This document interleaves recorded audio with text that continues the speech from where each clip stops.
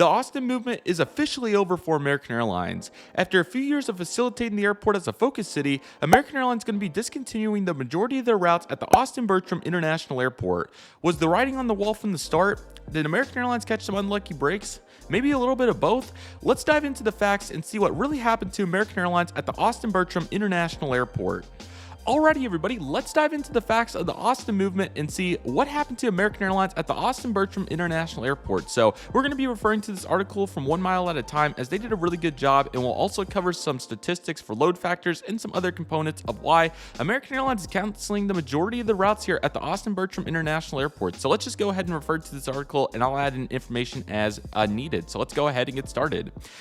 American canceling most Austin routes. American Airlines has just loaded a major schedule change whereby the airline is massively cutting its network out of Austin as of early 2024, and this was flagged by Adrian Watzels on Twitter. Highly recommend checking him out. He's got a really good page going where he lists all the filings for all the airlines that are starting and discontinuing routes early. So if you want news, definitely go get his notifications on. He does a great job, and he has a really good list, so definitely check that out. With these changes, we are seeing service cut from Austin to the following destinations with the date listed as well. So let's, I don't know why it's not wanting to scroll very much, but I can go ahead and scroll it for us. As you can see, it's bigger than the page, which is pretty concerning, but I'll go ahead and scroll up and we'll go through them one by one, as this is just, it's not crazy, because I honestly thought that this was going to happen at some point, but we'll talk about it more in depth once we go through all of them. So here we go. Albuquerque flights in as of February 14th, 2024. Boston's flights in after January 6th, 2024. Cincinnati flights in as of January 7th, 2024. Cozumel will be ending on January 6th. Eagleville will be ending on February 10th. El Paso will be ending on February 14th. Fort Myers will be ending on February 14th. Jacksonville will be ending on January 7th. Kansas City will be ending on February 12th. Liberia will be ending on April 2nd. Memphis will be ending on January 7th. Nassau will be ending on March 30th. Oklahoma City will be ending on February 12th. Puerto Vallarta will be ending on April 3rd. Punta Cana will be ending on March 30th. Reno will be ending on January 7th. Sacramento will be ending on February 12th. Tampa will be ending on February 12th. Washington Dulles will be ending on February 14th. In addition, routes to Destin, Montego Bay, and Tulsa that were suspended for the winter season will not even have a resumption at this point. That's a long list, and it's really crazy to see. We'll go through the article because most of this supplemental information ties back to what I'm going to say, but I also have some of my own opinions that I'll throw in as well. But that is a very long list, and that is over half the destinations that American serves at the Austin Bergstrom International Airport. I think the article says down here if we keep scrolling, but American will still have a few routes, as you can see here, flying to some of their bigger markets like Boston, Cancun, Las Vegas, and obviously all their hubs. Orange County will still be a route, and then Raleigh-Durham, and there's a couple others as well.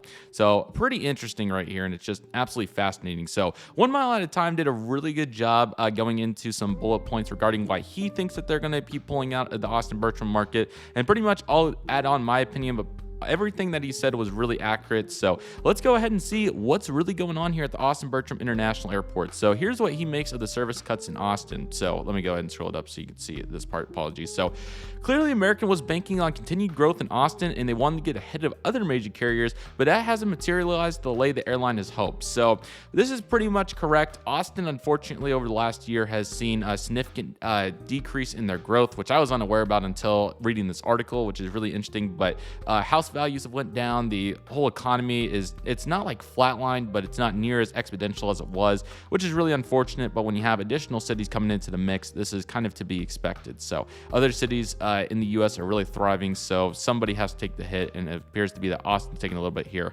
Here's a really good bullet here on number 2. Even as a focus city, Austin was heavily reliant on O&D traffic, which is origin and destination, rather than connecting traffic, given that American's Dallas hub is geographically quite close to Austin. So this is my comparison when I was talking about big brother, little brother. Dallas is the big brother, Austin is the little brother. So Austin had all these flights, and obviously Austin can't completely serve as a connecting city. It did a little bit, and I really wish that we had some data regarding how many connecting flights or how many connecting passengers we had compared to O&D. I would say probably 70% was O&D, maybe 30% connecting, but it appears to me that With obviously Dallas being so close, and we'll talk about this more throughout the video, with Dallas being so close, Austin just wasn't going to be sustainable as a connecting city, and therefore O&D was so reliant. But we'll talk about this more, but there was many factors that led into why the O&D traffic ended up failing for American at Austin. The third bullet includes much of American's network out of Austin was operated by American Eagle regional jets, and I expect those will be needed for more in the Northeast, given that the Northeast alliance between American and JetBlue has been discontinued. American just announced quite a few new routes in the Northeast from LaGuardia and Boston, so they definitely need aircrafts there. I also think that they've needed aircraft over in Phoenix and even Los Angeles a little bit. In Phoenix, they've added several new frequencies out of Phoenix Sky Harbor International Airport, and they have to facilitate those in some way. I also think that they've been expanding a little bit of the Embraer 175 service in some different places too. I think Charlotte's getting a few more of them, and they're going all around the network a little bit. So it's a really complex system. I don't know all the details as to how SkyWest, Envoy, and all these different regional subsidiaries balance it out here for American Eagle. But nevertheless, as you can see here, they definitely need aircraft. And with all those new Northeast routes, not to mention the previous additions, something has to give, and it appears to be that Austin's here as well. And it's to his understanding that American's been losing money in an opposite instance of the growth, and they're losing money on all their flying. So they're losing significant money here at Austin, but obviously losing money anywhere else. This was to be expected, and I'll talk about this more. I'll just go through all of his bullets, and then I'll bring up my bullets because it's pretty similar to what I have to say, but I have a little bit more particular elaboration that I think really contributes to what happened here at the Austin Bergstrom International Airport. On some level, it seems like American grew in Austin and tried to prevent Delta from growing there, but it seems as if they're losing money for so long. It's only worth losing money for so long. I think that they did hold Delta off. I think Delta would have added at least some of the bigger cities if American wouldn't have, but obviously between that and another airline we're going to talk about that I think has a huge influence on why American is doing this, it just wasn't going to work. And last but certainly not least, this is the only American's latest failed strategy. Just like American attempting to turn Seattle into a long-haul hub, yet American insists that the reason the company is so undervalued is because management isn't doing a good job telling the story. If we could go on for a whole video about that, I won't get too far into it here, but Americans had some interesting strategies lately. This was probably the most interesting one, and after a couple years, it's going to be failing, which is quite interesting to see right here. So yeah, really good bullets here from 1 mile at a time. I have some additional information that I think is really important as of the why American, it really goes into the financial side of it, why American I think has not been successful here at the Austin Bergstrom International Airport lately. So let's go ahead and get into those. So first and foremost, what we're going to do is start by assessing the information that we have, and I'm going to take a look here at some traffic that we have on various route factors. So I'll tell you when we're pulling the information from. All the criteria is here in the middle. I highly recommend aviationdb.com where you can find these load factors, and it's really helpful to get a grasp of what's going on here in the landscape when it comes to load factors.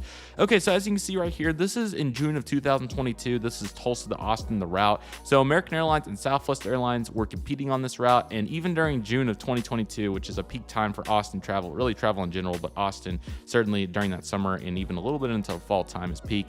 You can see right here where Southwest Airlines was facilitating 87% on this route, carrying 4,000 passengers. Meanwhile, American Airlines was facilitating 1,400 passengers, good for 70%.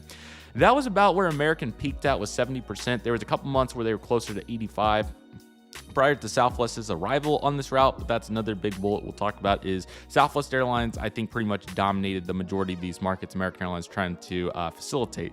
But nevertheless, as you can see here, it speaks for itself. American had various reasons for, I'm not talking to you, watch, sorry. American Airlines had several reasons for why their load factor was lower than Southwest. We'll go ahead and dive into this right now. First and foremost, Southwest Airlines charges a much lower price than American Airlines does. That's to be expected. These numbers don't lie here. You have 4,100 to 1,400, and you can clearly see that Southwest Airlines was winning on almost the same amount of departures. Of course, this was a Embraer 175 compared to a 737, but at the end of the day, American just doesn't fit here. When American Airlines launched this service, and we'll talk about this more in detail in a minute, when American Airlines launched this service, they were the only airline operating the route, and at that time it made sense because it could be a monopoly. American Airlines could charge whatever price they want to connect passengers between the two cities.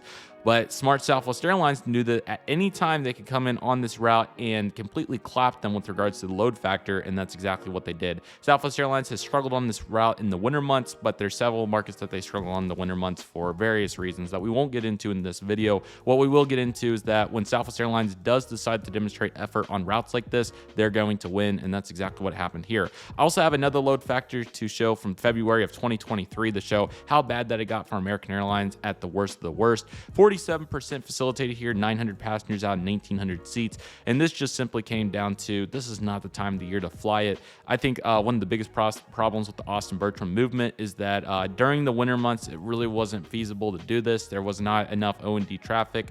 People would rather go to places like Florida, Los Angeles. I think all of us knew that, but nevertheless, they still tried to facilitate it, and you can see Southwest even struggling here, but again, there was a couple reasons for this, and we won't get into those in this video, but still, they were doing much better than American was at almost 20% better load factors on much bigger airplanes. So the fact of the matter of American Airlines being willing to put up with this was not going to cut it, and that's one of the contributing factors. I do have a couple other markets that I would like to look at here. Let's take a look here at Albuquerque to Austin. So this is from June of 2023.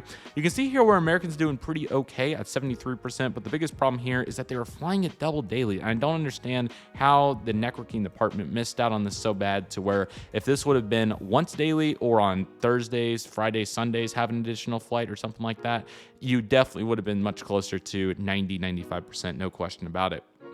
Yet they still managed to pull off 54 flights and get 73%, which I was very fascinated by. Keep in mind, Southwest pretty much did exactly what they did as well, 58 departures, and they carried 8,000 passengers out of 9,000 seats essentially for 90%. So this all comes back to what Southwest was charging, and we'll come back to the full details here. But as you can see, Southwest Airlines yet again getting them on that service.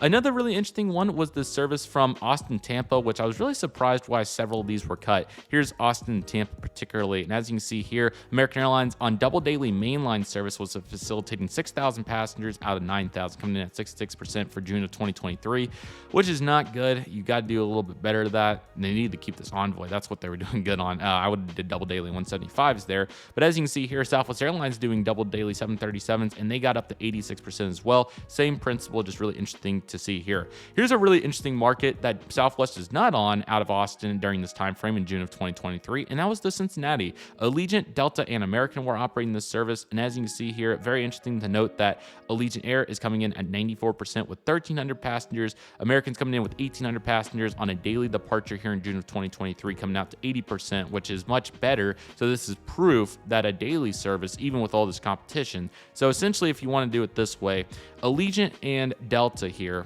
which is combining for an average 85% load factors, is essentially the equivalent of what Southwest was doing. And the prices for Allegiant do mark down these American Delta prices. Obviously, you have Delta frequent flyers and Allegiant frequent flyers, so that has a huge purpose in this as well. But this is proof that you do much better with one daily flight. And as you can see on the Cincinnati flight, I don't know if it was Delta or what the particular reason was for why they only did one daily at this point, but it obviously worked really well as they were at 80%. And the fact that Albuquerque was still that high, wherever Albuquerque was, is really impressive on double daily. So, you know, this can justify it, and there's a bunch of factors, but the fact that I'm assuming American probably wasn't charging top dollar for this flight with what we have down here, it's certainly something to think about. I also have a Cincinnati to Austin from January of 2023, and as you can see here, even the once daily service during this time of the year was struggling at 66%. But that's about what you would expect during this time of the year. You can see how bad Delta did, and even Allegiant only coming in at 73%, which for them is really low and not particularly in their best interest there. So that's certainly really interesting as well. Coming back to these points, I have several of my own. I've already kind of touched on the majority of them, but I want to make them as clear as day. So first and foremost, Southwest Airlines, or actually I have the wiki page over here, so I'm going to bring that over. But nevertheless, so here's what happened. Here's kind of the overview of the whole situation. So it was in the middle of 2021 when American Airlines decided we are going all in on Austin, and that's exactly what they did, and they added all these routes. And this was good at the time, because I think there was only maybe 6 or 7 routes that they added at that point that they had competition on. So that was to a couple of the big cities, and then Allegiant had a few mutual destinations. But for the most part, these routes were all monopolies, as you can see. Then in 2022, Southwest Airlines decided that, hey, American, we don't want them here. We can own this market. You've seen the statistics and what they were going to do, and that's exactly what they did. So Southwest Airlines came in and added all these markets like Tulsa and pretty much every route that American Airlines had. Well, this was pretty much doomed from the start for American for various reasons. Number one, Southwest stole all those passengers. Number two, they charged much lower prices, so Americans' profit margin came way down on those flights that had competition. And number three, it was just doomed from the start. You know, Southwest, this is more of a market for them. This is a route that they can facilitate. It just makes more sense for passengers to think of Southwest to Austin rather than American because of Dallas, Fort Worth, and all that we've talked about. Southwest does have Dallas Love Field, but again, it's a much smaller airport, and while there's several connections made there, it just makes much more sense for Southwest to have this point-to-point. That's more of what Southwest is known for. Yes, you still make plenty of connections on Southwest, but if you would think of a low-cost carrier to do this, Southwest Airlines would be the one. So it's just really interesting to see. So much so that American Airlines facilitated, by the time this was all said and done, out of these 22 routes that they're terminating, 14 of them had competition, and 11 of those were from Southwest Airlines. The writing was on the wall. I mean, American, at the time when they started these routes, like I said, it made sense because obviously there was no other competition. But it's interesting with the strategy, right? Because, you know, Southwest, this has pretty much turned Southwest into a focus city here at Austin, is because American decided to do it. Does Southwest continue to grow Austin if American doesn't come in? That is a really good question. We probably will never know. I still think that they add new routes. I just don't think that it is at the pace that they did. Who knows if Tulsa to Austin's a connection? Who knows if Austin to Sacramento is, and all these other cities, Raleigh, Durham, you name it, that they ended up deciding to go head to head on. And even like a route like Destin to Austin, that's not a route that Southwest would normally have. Now, I think it's Saturday only. But even at that, the fact that American came in to do that is just really impressive. And it's certainly a very interesting strategy, to say the least. I've already talked about the price a little bit, but I want to make sure that that's fully clarified here.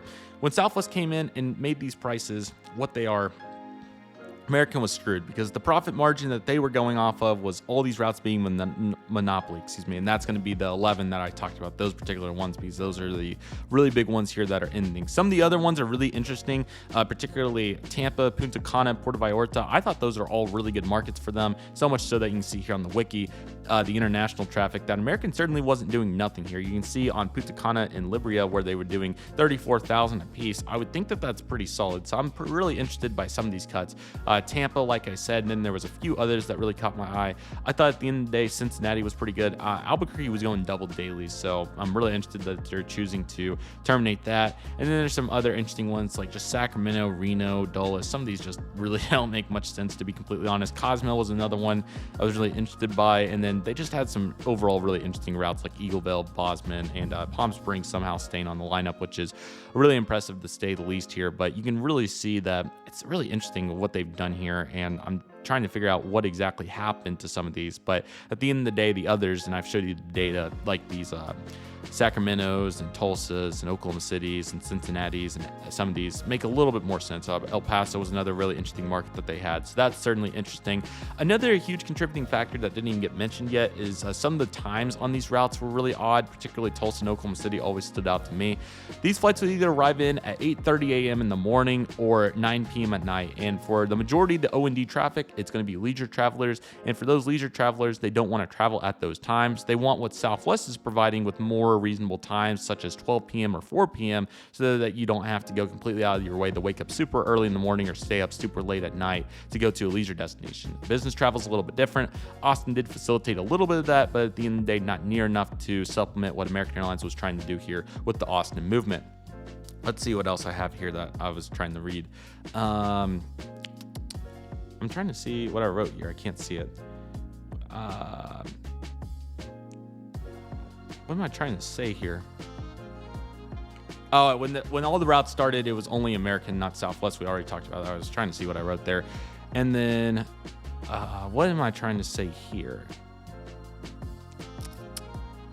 Oh, yeah, and then I talked about the connections a little bit once again. The connections were really interesting, but at the end of the day, it was really interesting to see how the O&D traffic played out here at Austin. I mean, it was to be expected, but again, Southwest just completely retaliated. They have the resources to do it. So American, in the grand scheme of it, should have known that, and they still tried to pull this off. And Southwest versus American on routes of O&D leisure travel, I don't think it needs to be elaborated on as to why they lost that battle, but it is what it is. What can you do? And then the other last major note that I had is I'm kind of surprised they didn't at least try a little bit of summer-only service.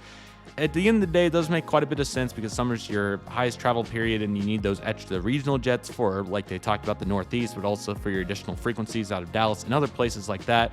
But at the same time, you thought that some of these markets, and I showed you some of the load factors there from this previous summer, would have been good in the summer. So I'm surprised they didn't at least keep some of those for some summer service, but who knows? It's pretty interesting. But pretty much at the end of the day, all this means that American's going to put all these resources back in the DFW. They'll just fly big mainline planes and connect people on. The prices will still be competitive. I think they'll still try to do as much as they can to get people on those Austin flights. But pretty much the movement's done. I mean, all the American Eagle service is pretty much done. There'll be a little bit left, but now it's just going to be a couple exceptions plus the hubs. Like I said, that's going to be Orlando, Las Vegas, San Jose del Cabo, and a couple of those other services because pretty much the Austin movement has concluded. I thought at some point this was definitely going to happen. Of course, it's unfortunate, but at the end of the day, what more could you expect from American going head-to-head with Southwest and all this leisure travel? It wasn't going to go very well. I think that was set in stone from the beginning, but at the end of the day, what can you do?